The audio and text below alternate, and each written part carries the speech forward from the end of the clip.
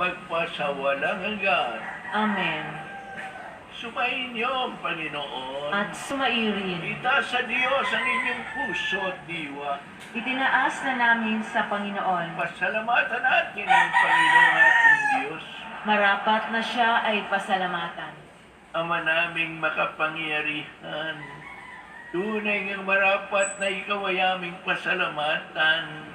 Iyong ipinasiyang sa kahoy na krus ang sangkataway tubusin ni Jesus. Sa punong kahoy nagkapuwang ang kamatayan, sa kahoy na krus itinanghalang pagkabuhay. Sa punong kahoy na naigang sumuway sa iyo, sa kahoy na krus siya'y nadaig ng masunuring anak mo. Kaya kaisa ng mga anghel na nagsisiawit ng papuri sa iyo, nang walang humpay sa kalangitan, kami nagbubunyi sa iyong kadakilaan.